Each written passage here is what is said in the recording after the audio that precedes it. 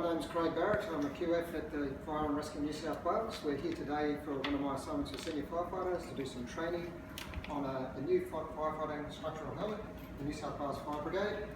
This helmet is the MSA Gallet F1XF structural firefighting helmet. With me today I have QF John Hendricks. Hello. QF Dave McCartney, who is recording, thank you Dave. Hello. And QF Catherine Kennedy. All of these people here have some experience in the brigade and well aware of it. It's just a new piece of equipment, but they know how to deal with helmets. As I said, the type of training is we're going specifically over this helmet. I'm not going into the general use of helmets and all of that, these people already know. The need for the training is that being a new piece of equipment, most of us here have either not been trained in it or last time they've used it was several months ago, and it could be a bit of a helpful refresher. The objective of the training is obviously initial instruction and a refresher so that my colleagues will know how to know the features of it, be able to fit it, operationally use it, maintain it, and remove and replace the components of the helmet. Training structure is we're going to do a brief introduction, and we'll go through all of those points: the features, the fitting, operational use, maintenance, components removal, replacement, and assistance. And we're using the computer DVD that came with the training features as a bit of a hand.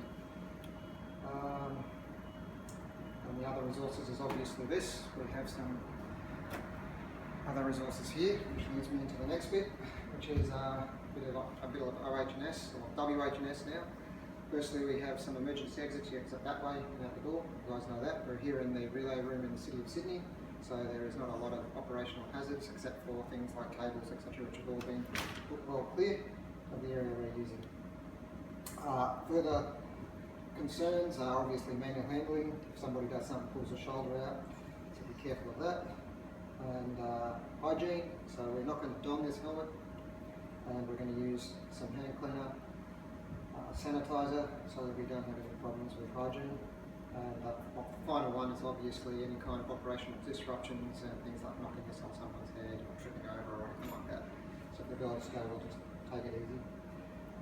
For the introduction, I'll start going through the features. As I said, this is an MSA Gallet F1XF helmet. It's a structural firefighting helmet. I might hand out some paperwork for everyone to have a chance to go through. As you can see on the top, so we can click the fact sheet. I might go through that just on the front page.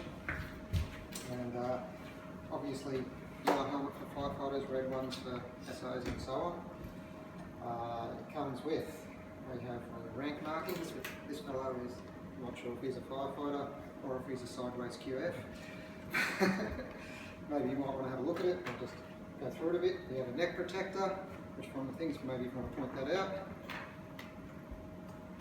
It's just there. Just there, it's the neck protector. Okay, there's a ratchet to adjust the manual head of it. Maybe you can see that there. Yep. What else do we have? We have a connection to connect the microphone to the radio sets, which actually goes on the handset. We also have the neck strap, standard neck strap, nothing new about that.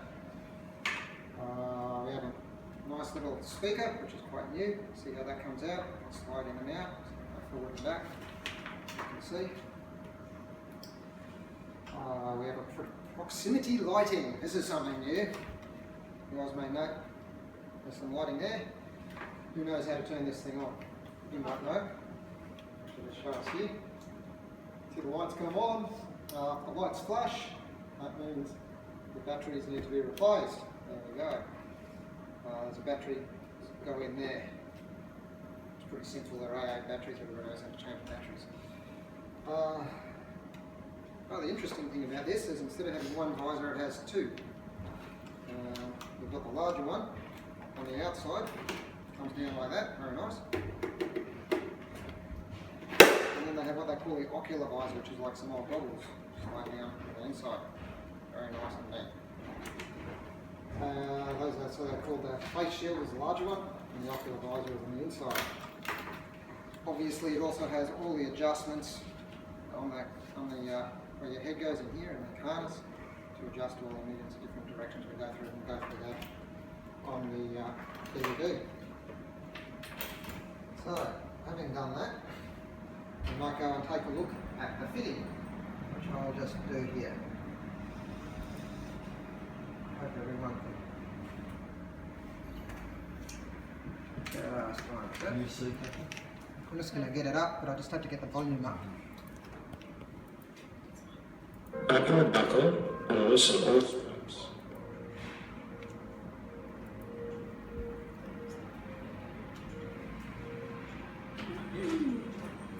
Put the helmet on your head and close the chin strap without tightening it. Turn the rear ratchet until the helmet feels tight on your head and will not fall off when you lean forward.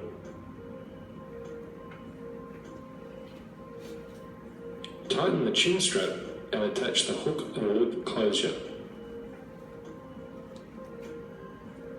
Tighten the rear straps until it feels stable on your head. Additional fine adjustments are available. The front headband can be adjusted to your preferred wearing angle. The rear headband can be tilted to increase comfort and stability. Suspension straps can be adjusted to alter helmet height. Details of these instructions can be found in the MSA instruction manual, which is located on the intranet under the Uniforms and PPC Toolkit. Your MSA Gallet F1 XF helmet comes with several pre-installed accessories. The integrated face shield provides great coverage and protection. Just stop that there. This is what I've put under the next heading, which is operational use, which you just mentioned, integrated face shields, as I talked before. We've got your two and the ocular one. We've also got the radio and the button here for the light. And those are pretty much your operational uses of stuff, actually wearing it properly and using it as a helmet normally. To make the microphone work, just press the button on the handset of your radio, like you normally do, the receiver handset, and bang, off you go. So this is just like an extra mouthpiece instead of having to bring it up to your mouth to use. So operationally it could be a lot easier. As you can see, set up there like that, plugs into the receiver part of the radio. Anyway, I'll just go quick go through it. The ocular visor can be moved down and towards the face for proper protection and vision. An integrated lighting module provides proximity lighting. Once the switch has been operated, flashes indicate battery level. Integrated helmet speaker microphone provides superior fire-ground communication. A neck protector is installed on the helmet to provide enhanced neck protection. A hook is fitted at the rear of the helmet for hanging on station pegs. Connect the helmet speaker microphone by inserting the down lead into the remote speaker microphone. Clean the outer shell with soapy water. Okay, now I'll just go on to the maintenance of it. As I said, soapy water is a general thing for cleaning it all down, as we'll just go over here. It's fairly standard. Now, when I mention this with maintenance, obviously, and I'll just refer to one of these sheets here at the back, personal protective equipment, recommended practice, that's for all these, that's the front page of it. I'll just print out the next page under here, which is about helmets. You've got your obvious examples of looking after a helmet, but I'll just quickly refer you to it. You know this for standard with all helmets, things like gouging, cracking, heat damage, all that type of stuff. Obviously, this is the same as any other structural helmet. If you see any signs of these types of things, you stop using it and get a new one. Okay, it's obviously defective. Okay, we'll just go on to the cleaning and maintenance. Did anybody have any questions so far with regards to this? Yep. Right. Well, cool. It's pretty straightforward. You guys And a soft cloth. The face shield and ocular visor should also be cleaned with soapy water and a soft cloth after use.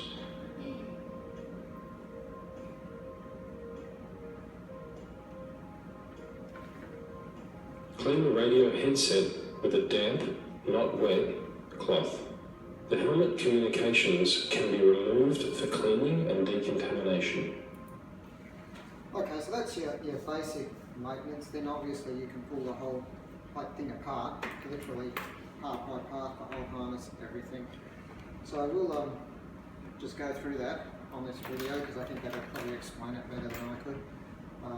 If you want to have a go at putting it apart and putting it together, we can, but I'd rather not on this one, purely because I don't have a helmet and neither of any of us here. If one of us did, He's bigger than you too. yeah, he is bigger than me, this bloke, and if one of us did, we would appreciate using their helmet, but since we don't have one, we'll just have to do with this person's one, so I won't mess with it too much. Remove the radio headset for cleaning by first squeezing the clip closest to the rear of the helmet, lifting out the rear and then the front.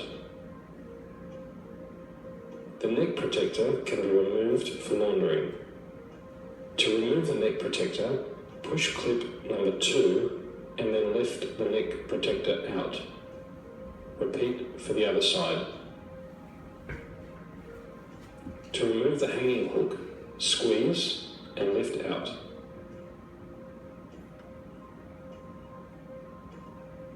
To remove the integrated lighting module, lift away from helmet shell and then pull backwards. Repeat for the other side. To remove the ocular visor, unlock the side attachment clip by gently lifting over tab. Repeat for the other side. Gently lift the visor out.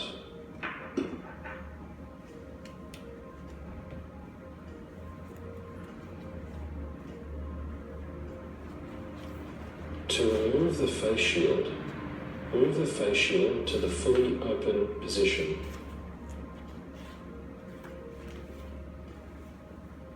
Using a Torx T15 screwdriver, turn the yellow locking tab 180 degrees. Repeat for the other side.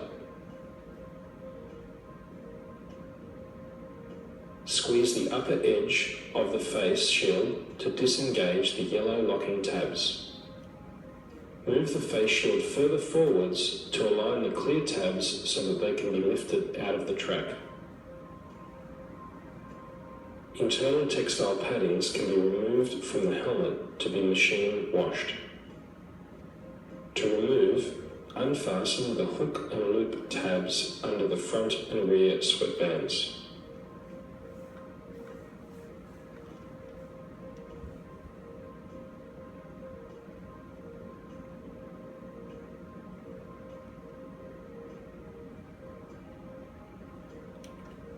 To reinstall sweatbands, place sweatband over helmet headband and attach with hook and loop closures.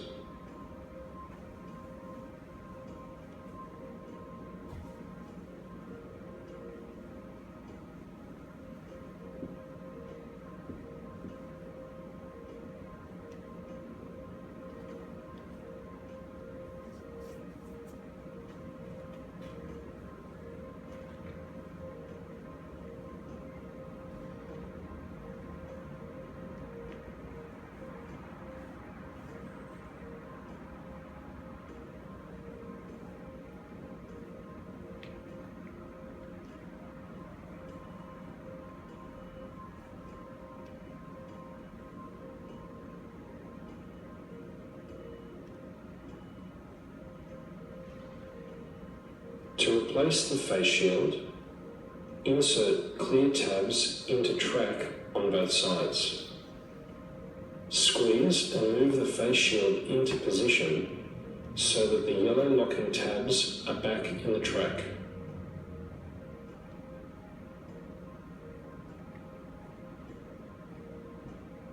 Check the operation of the face shield by closing it and opening it. Turn the yellow tab 180 degrees. Repeat for the other side.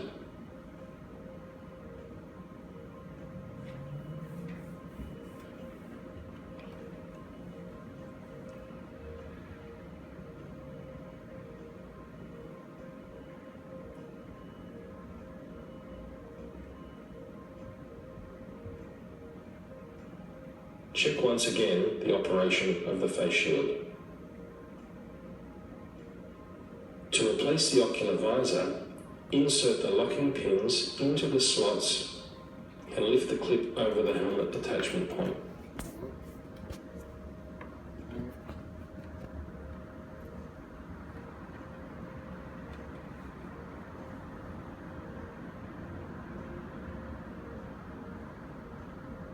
To replace the proximity lighting, slide each side into the slots and push towards the helmet shell to clip in place. Check the battery level and replace battery as required. When the light is turned on, it will flash to indicate battery level. 3 flashes, battery OK. 2 flashes, battery half full. 1 flash, change the batteries. To change the batteries, use a Torx T10 screwdriver to unscrew the battery cover and release the catch. Replace with 3 AAA batteries ordered on SCAT. Replace the battery cover. Don't change the batteries in a potentially flammable atmosphere.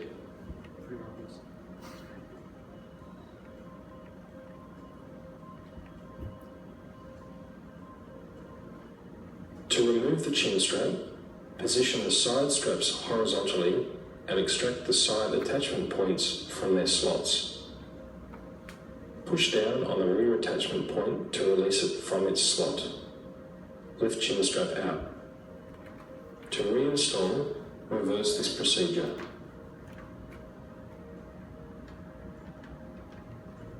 To remove the headband, slide out the rear locking tabs.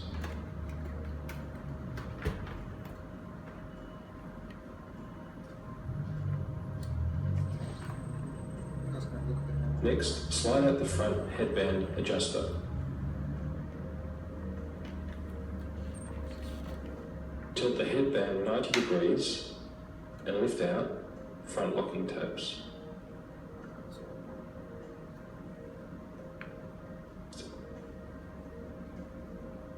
To install the neck protector, insert the locking pin number 1 and then push clip number 2 in the indicated slot. Repeat for the other side. Unfortunately, this helmet doesn't have one. You all know the neck protector. It's pretty simple. To install the hanging hook, squeeze and insert into position.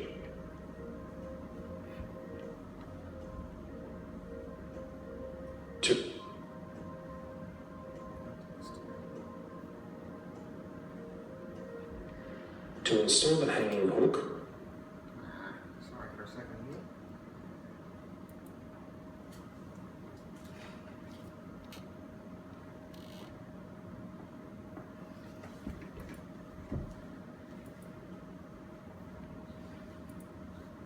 Do you have to do all of this at the start of every shift? No.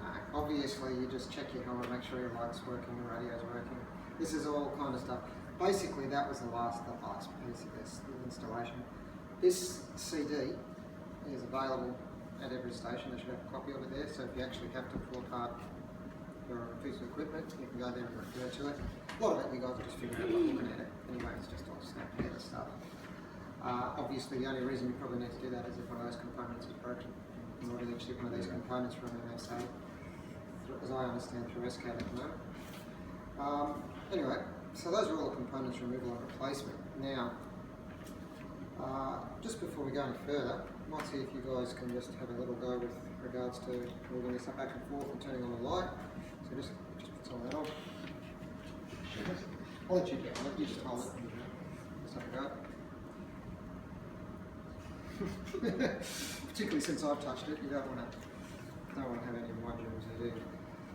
Just have a go. Have a go moving the helmet half the visors. See if you can do it. That's the inner one. And the outer one. After all, it's a helmet. It's not too much to it. That's the light. It's all pretty simple. Flash hopefully 3 times, saying it's all good. There we go. What's the battery life on it? Not off Yeah, pretty good though, right? Got a few hours and hours. There's 6 AAA batteries in there, so it's only little LED lights and last forever. I'll have to get back to you on that one, Jim. And adjust it there. Oh, should have got you on this. You just did it before. There, and you've got the plug. You can see the plug into the receiver, so there we go. You guys seem to all know what you're doing. Not that difficult. Okay, now, go on to, you know, you've got a bit of feedback for that. Go on to some additional assistance here. Now, I've included in here, aside from this piece of equipment here, you'll see at the bottom there, there's equipment which is research and logistics support, which you can always contact. There's also the SIMS list here, which tells you all about the basic standard tests that you do before and after. That's written here. The bottom of your SIMS on page 2, it gives you further things that you can assess, but there's the personal protective clothing and equipment and uniform, the recommended practice. It has a contact procurement for help, number down the bottom there. Okay, so basically it has pretty much most of your contacts and equipment research and design number as well. So if you need any parts or if you have any problems, aside from the normal ports of call in the station, you've got that back up there, and that's all on the internet. Okay, let me see now, where are we going to? Now that's where we are there. Now, is there any other questions you have aside from that battery life, which I'll get back to you on? No, that's pretty straightforward. Okay then, well look, I'd like to thank you for turning up today and doing this. I know it's not exactly the most exciting thing. That said, That's good to do. I've also included at the end some participation feedback and evaluation sheets, which I very much appreciate if you could fill in for me, so that I can learn and develop as a firefighter and maybe get better at this, which is the whole purpose of this course. I'd just like to thank everyone, and also particularly our cameraman over there, David. Thank you, Mr. Chucky. Cheers, thank you.